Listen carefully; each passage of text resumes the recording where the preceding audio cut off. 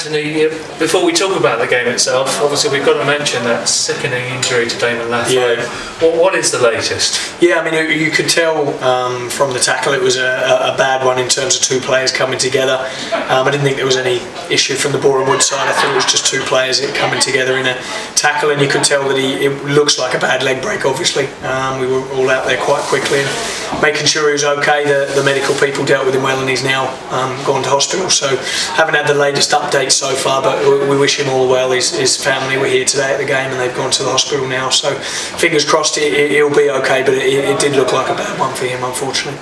As you rightly say, both teams reacted so well, didn't they? And everybody did their very best for him, and clearly everybody at Woking Football Club wishes Damon all the very best. Yeah, we really do. I just think it was one of those things. Two players went in for a tackle, and it could easily have gone the other way. For Boreham Wood, there was no issue from the tackle. I thought it was fine. It was just a coming together, and yeah, we do wish for him. He's only just signed for us, and the boys really get on with him well. He's added that little bit of experience for us, and his character and how he is around the change room has been great. So yeah, we wish him a speedy recovery and all the best to his family as well. And behind the scenes, Anthony, what was the mood and feeling in the dressing room? Was there perhaps any chance that the referee might have called the game off? What was your view? Yeah, well, I mean, we went in to the change room obviously with the players, and they were shocked at the injury, but they all wanted to play the game. Myself and Jason Goodliff asked them and said, look, what do we want to do? And they were desperate to play. So we wanted to make sure that first of all Damon was okay and he got off the pitch all right, and whatever would have happened after that wouldn't have been an issue. But we decided, to play the game. The players were happy to do it, and probably glad we did. Otherwise, I think we'd probably have to come back on a Tuesday night and do it all again. I would say, yeah. And focusing on the game itself, possibly a game of two halves really, where Boreham Wood probably shaded the first half, and I think it's fair to say Woking had the better of the second half. Yeah, I mean, look, Boreham Wood are a very good side. They're fourth in the table for a reason. They've had a great run of form. I don't think they've lost many since Boxing Day, or maybe I don't think they've lost since Boxing Day. So they've been on a great run of form. They've obviously bought well with Morgan Ferrier coming in, and they've got a real attacking threat. So for us to keep them or for us to get a clean sheet till half time, we were very pleased with. And the wind was really strong. It was stronger than we thought, and kicking into that and trying to clear your lines and head it against an experienced side like that with big players who can physically head it back in against you, I thought was a real credit to us. Felt second half though, or after that period of when Damon's injury happened, felt like we had got into good areas, but we didn't create enough good chances, and we lacked that final finish. Ches got in on one, I think. Louis had a chance as well. Johnny Edwards had another chance.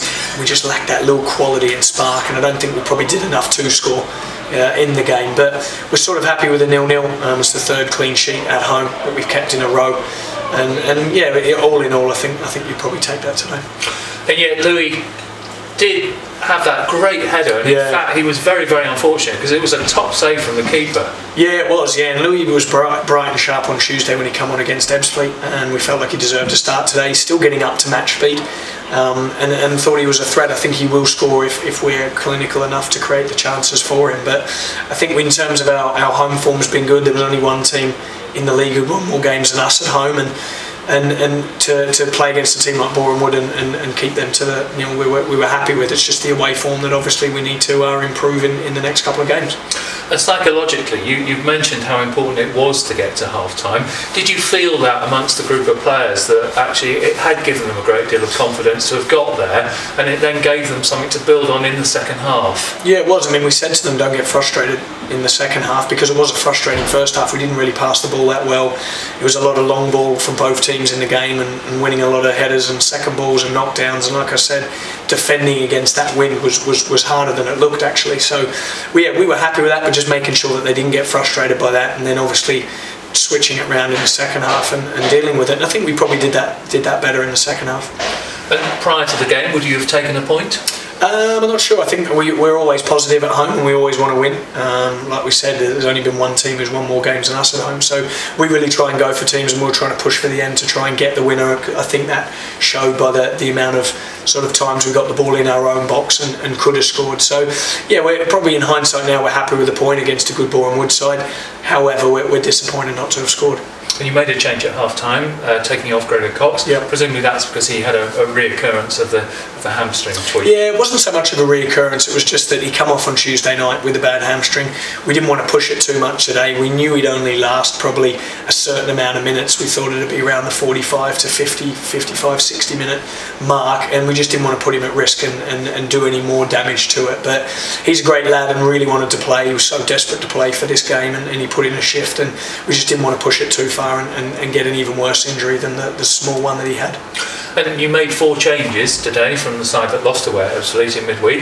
Was that to sort of freshen things up a bit and make it more of a squad game? Because obviously you had, games coming thick and fast. Yeah, it was. Well, I mean, we had one really long away game to Hartlepool and felt like we need to freshen up for that game at Ebbsfleet, and then the same again today. There was a few changes, and there might be a few changes for Saturday as well when we're back on the road away from home.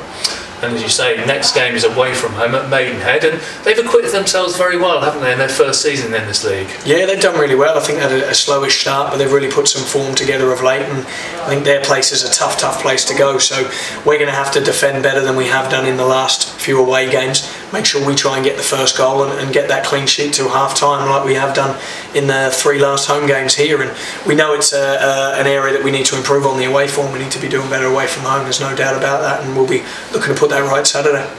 And just going back to the injury break, was there a concern perhaps that the players might feel disinclined to come out, that in fact both sets of players, it must be very difficult mentally to adjust and deal with things, or is there perhaps the feeling that having seen one of your mates badly injured, it sort of galvanises you?